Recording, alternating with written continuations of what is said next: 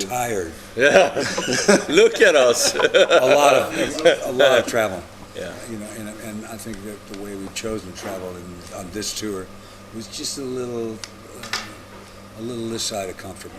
So other than that, it's just like any other road tour. That once we hit the stage, it's like the eye of the hurricane. It's calm, it's groovy. We're having a ball doing that. The travel, it's always been, I've told people for years, I play for free. I get paid to travel, and that's kind of what it's kind of been this tour. it's been some long drives, but as long as the shows, it's been so much fun. Bill and Joseph together is perfect band. If you ask me vocally, and this tour they're singing so good. They're always singing that good. So it's, well, having Tamara in there. And Tamara is perfect trio. And they actually rehearsed for a couple of weeks before the tour, and vocals are just last time spot too. on. We just went over to my house and got our vocals really tight and got them together. Yeah. So that when we came in, we just threw them on top of the band. And these guys had all done their homework. The band is great. These guys are really good. The law firm on the law firm. Yeah, it's happening. Johan and Johan. the bass player and drummer have the same first name. So we've been referring to them as a law firm. Johan and Johan. They got me some money for my broken car. But I'm not going to go the there. guys are great. And then Stefan Gunnarsson is always a good player. He's such a good musician. Great singer, great piano player. A fun cat. Everybody, we're having a ball. We're having a good time. Well, we started recording that album even earlier than we did the tour. We started recording that album in 2012, but took 3 years to finalize it. And there was no one who were fighting for that it has to be released like this date or anything. So we really took the time with this album, we spent some time to make it as we wanted it. And I think I'm very lucky with the result. We really got a lot done in my house in LA. We just brought the files and we went out to my garage, my little house, and we actually. Usually I engineer all the vocals myself, and this time we need to get an engineer.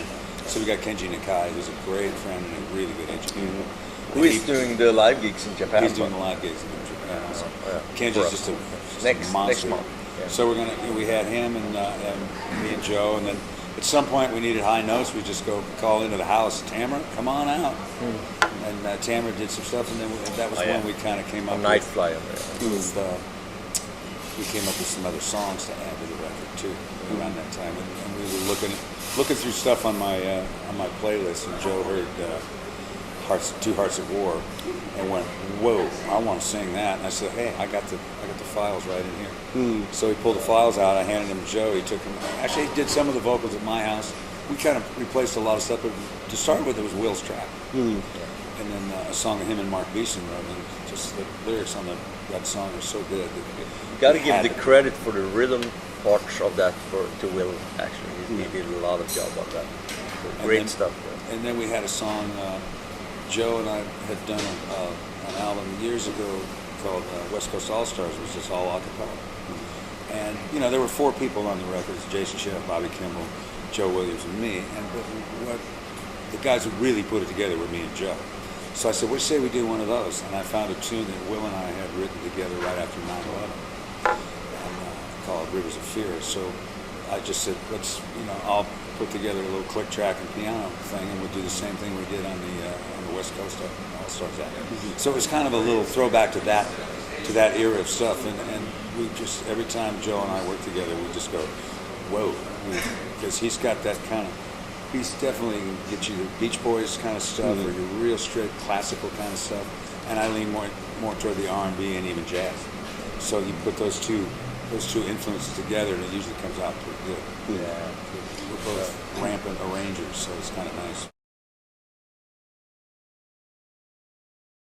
I felt that the songs I had were perfect for Bill and Joe, and I had like 4 or 5 songs when I came to LA that I presented for them, and then Bill showed me his song Evermore, that he wrote for Al Jarreau actually, but it was available, so we used it on the album, and it turned out. So that started off yet as another demo. I just took the demo and handed it to Peter, and got some of Joe's vocals on it. But the demo I actually put together by my son Will. Will knocked off the demo. So they kind of had something to really start with. And Randy was on piano on that. Yeah. So and Randy, you know, it was funny because there was a time I was in Stockholm quite a few years ago, and he says, "Let's go to lunch." So we went to lunch with Randy Goodman in Stockholm. At the time, I was living in Franklin, Tennessee. So Randy and I said, "Hey man, maybe we should write a song together." Yeah, okay, let's do it. We put together a songwriting date in Stockholm, and he lives 4 miles from my house in Nashville. So I just kind of cruise over to his house. I said, "This is a bit of a cruise," and I handed him just what I had on Evermore, and he said, "Man, this is a catalog. This is great." That's when you wrote that song? That's when we wrote Evermore. Wow. Right? And we put together the writing date on it. In Stockholm. At lunch with you. And it eventually landed on We this had to go album. around the world to go 4 miles. You know, it was really funny. And then Randy and I wrote a handful of other stuff, and we got Will in on some things. And, he's as good a writer as there is. I don't think there's a better lyricist. No, I agree. Randy Goodman is bad. On drums, this time we have Johan Fransson. Used to play with Scorpions, and a Swedish artist named Thomas Lundin, and Johan Granström, who is musical director on Swedish TV programs and stuff like that. And then Stefan is playing piano.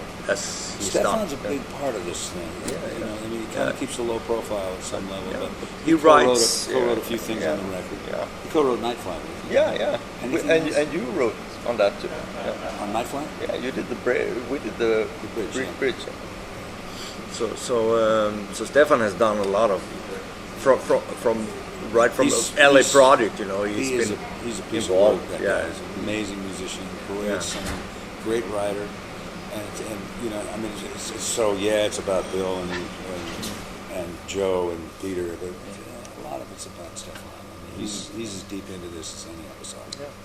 So I mean, I like to try to give him his props in that. He's a bad boy, you know, and I don't think a lot of people, you know, say, "Oh, he must be just a piano playing sideman." Yeah. No. He's deep.